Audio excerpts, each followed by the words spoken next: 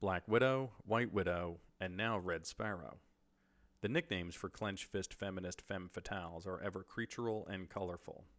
But how does a modern spy thriller novel set in post-Cold War Russia compete with other flashier properties, both novelistic and cinematic, like the Jason Bourne series, Mission Impossible, and Marvel's leather-strapped, bullet-braceleted Black Widow? With a novel steeped in real-world authenticity written by a 33-year vet CIA operative. That's how. Red Sparrow is an exciting thriller not just due to its simmering plot, but its realism. It's like a long journalistic expose on modern espionage between the US and Russia, a country that hasn't exactly changed its Soviet tiger stripes.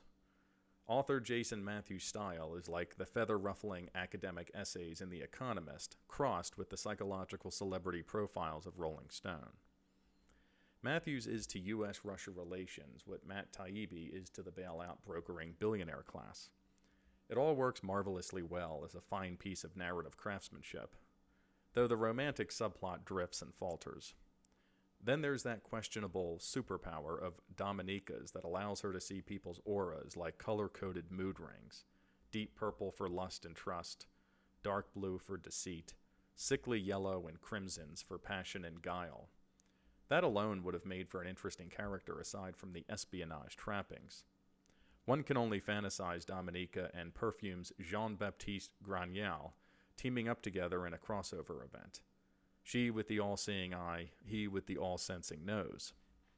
A fan fiction delight if there ever was one.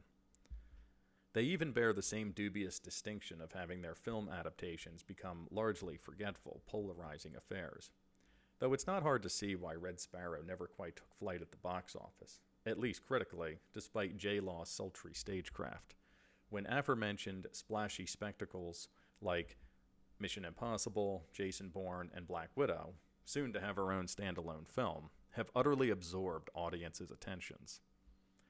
Also, it would have been nice to see more of Sparrow School, which surprisingly is given short thrift despite being the novel's namesake and strange attractor.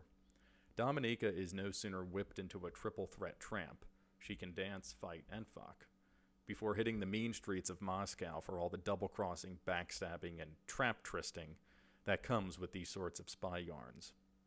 It settles into a muck for a bit, but gladly picks up machine fast in the end for a walloping final punch.